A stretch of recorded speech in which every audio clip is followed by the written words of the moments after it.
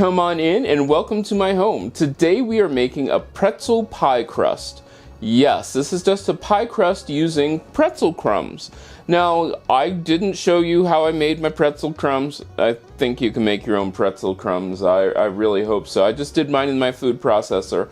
But let's get started and I'll show you a few tricks that I've learned along the way, which are sort of important. Since I'm using 1/4 cup of raw sugar doesn't like to melt as much as regular sugar. If you just use plain sugar, go ahead and use it, it'll be fine.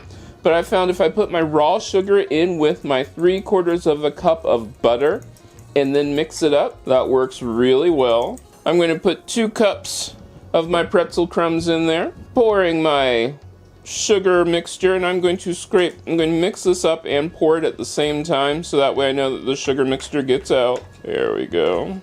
Now let's mix this all up. I am doing this in my pie pan. I'm trying to do it carefully, and the goal is to get everything nice and moist. After looking at this for just a second or two, I realized this pan isn't going to be big enough. So I'm just going to take my pie pan, or take everything, all the crumbs, and put it into a springform pan.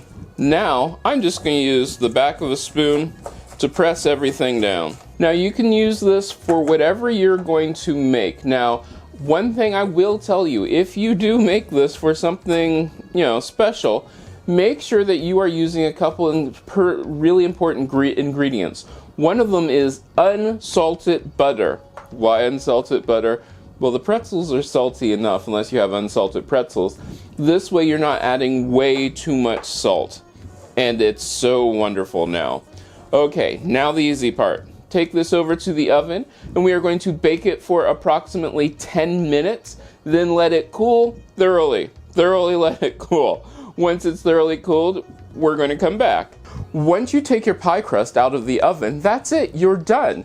You can use this as any kind of pie crust that you want to. Now, we're going to use it in a peanut butter pie, which is coming up next week, which is so good and so wonderful, and the salty and sweet just mixes in really well. You'll have to stick around and see what that recipe is like.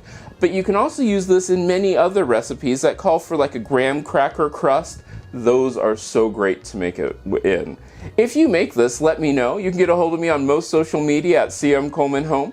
Don't forget to subscribe. Every Tuesday is a recipe. And like I always say, why buy it when you can make it yourself?